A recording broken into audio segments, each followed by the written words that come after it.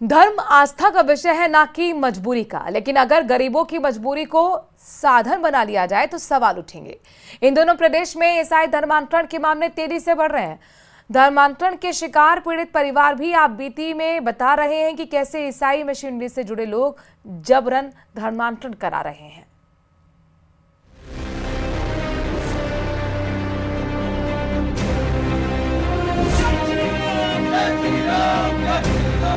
प्रदेश में ईसाई धर्मांतरण का बढ़ता ग्राफ। न्यूज 18 पर धर्म परिवर्तन के शिकार लोगों की आपबीती। प्रार्थना सभाओं में मुफ्त इलाज, भोजन के बहाने ब्रेन वॉश।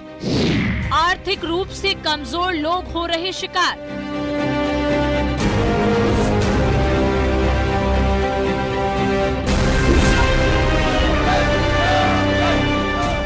राजस्थान की शांत धरा पर एक नया बवंडर मचा है।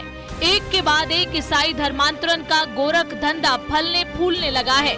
ये आरोप नहीं, हकीकत है, जिसके सबूत आज आपको न्यूज 18 राजस्थान पर देखने को मिलेंगे। मौत का जिम्मेदार लक्ष्मण रामदेव अरुण रोहतास है, क्योंकि उन्होंने धर्म परिवर्तन के नाम पर बहुत मेंटली टॉर्चर किया है।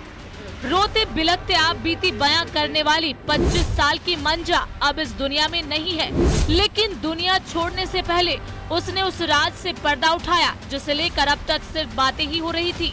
मंजा ने मरने से पहले रिकॉर्ड की अपने इस वीडियो में बताया कि वो ससुराल वालों के ईसाई धर्मांतरण के दबाव से तंग आकर अपनी जान दे रही हैं। आप भी सुनिए। ताराचंद उनको कड़ी से कड़ी सजा मिलनी चाहिए। धर्म परिवर्तन के नाम पर वो पैसे भी लेते, उनको सजाए मौत मिलनी चाहिए। मौत से भी बदतर जिंदगी मिलनी चाहिए, क्योंकि मेरी मौत के जिम्मेदार बहुत है। उन्होंने बहुत मेंटली टॉर्चर किया है। रामदेव, अरुण और रोहतास, लक्ष्मण। मंजा ने अपने पति लक्ष्मण और ससुराल वालों पर जबरन ईसाई धर्म अपनाने के लिए मजबूर करने का आरोप लगाया और मौत को गले लगा लिया। ईसाई धर्मांतरण का मामला महज अलवर के खैरथल तक ही सीमित नहीं है। कुछ महीने पहले सिरोही में भी एक आदिवासी महिला पर उसके पति के जरिए ईसाई धर्म अपनाने का दबाव डाला गया। इतना उनको टॉर्चर किया है उन्होंने। उसकी जो सास है और उसका जो हस्बैंड है, उन्होंने ईसाई धर्म परिवर्तन करने वालों को 10-12 आदमियों को बुलाया है। मेरी बच्ची के साथ में बहुत बुरी तरीके से टॉर्चर किया है, मानसिक टॉर्चर किया, शारीरिक टॉर्चर किया। प्रदेश के आदिवासी बहुल इलाकों जैसे बांसवाड़ा, डूंगरपुर, प्रतापगढ़ और उदयपुर में धर्मांतरण को लेकर नई हलचल देखने को मिल रही है। कुछ एनजीओ और मिशनरी संगठनों पर आरोप है कि ये गरीब और अशिक्षित लोगों को लालच देकर ईसाई धर्म अपनाने को मजबूर कर रहे हैं। सुदूर ग्रामीण इलाकों और शहर में पिछड़ी बस्तियों में रहने वाले लोग आसानी से इनका शिकार बन जाते हैं। इसके अलावा आर्थिक और सामाजिक रूप से कमजोर लोग भी इनके निशाने पर होते हैं। आर्थिक सहायता, मुफ्त शिक्षा, चिकित्सा सहायता, चंगई सभा प्रार्थना, असाध्य बीमारियों को प्रार्थना के जरिए ठीक करने का लालच देकर ब्रेन वॉश किया जाता है।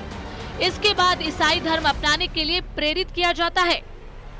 राजस्थान में एक रिपोर्ट की माने तो ऐसे लोग धर्मांतरण का शिकार हुए हैं जो कि या तो भोले भाले हैं या फिर ग्रामीण इलाकों में सुदूर ढाणियों में रहते हैं या फिर आर्थिक रूप से कमजोर हैं या फिर वे आदिवासी हैं। एक रिपोर्ट के मुताबिक चिकित्सा शिविर, उसके अलावा प्रार्थना सभा के बहाने इन भोले भाले लोगों को पहले बुलाया जाता है। उसके बाद में उनकी मदद के नाम पे उनको ईसाई धर्म ग्रहण करने पर मजबूर भी किया जाता है या फिर उकसाया जाता है। ऐसे ही रिपोर्ट के मुताबिक जो मुकदमे थानों में दर्ज हुए हैं उनमें पुलिस की कार्रवाई भी देखने को मिली है। राजस्थान में धर्मांतरण के बढ़ते मामलों को देखते हुए भजनलाल सरकार ने राजस्थान विधि विरुद्ध धर्म संपरिवर्तन प्रतिषेध विधेयक 2025 विधानसभा में पेश किया है। इस विधेयक में कई कड़े प्रावधान किए गए हैं, जिसमें नए कानून के तहत जबरन धर्म परिवर्तन कराने पर 3 से 10 साल की सजा और जुर्माने का प्रावधान रखा गया है। इसके अलावा यदि कोई व्यक्ति मर्जी से धर्म बदलना चाहता है तो उसे 60 दिन पहले जिला कलेक्टर को उसकी सूचना देनी होगी और उचित वजह भी बतानी होगी। सामूहिक धर्मांतरण करने पर 3 से 10 साल की जेल और न्यूनतम 50,000 रुपए का जुर्माना हो सकता है। प्रस्तावित कानून के तहत जबरन धर्मांतरण का अपराध गैर जमानती होगा। राजस्थान में विधानसभा में राज्य सरकार और अवैध धर्म परिवर्तन निषेध विधेयक 2025 को यदि पारित करवा लेती है तो आने वाले दिनों में राजस्थान में जबरन धर्मांतरण के मामलों में कमी आएगी। लेकिन जिस तरीके से धोखे से शादी करना और फिर विवाहिता पर धर्म परिवर्तन का दबाव डालना वो बेहद डरावना है। जयपुर से न्यूज़ 18 राजस्थान के लिए विष्णु शर्मा की रिपोर्ट।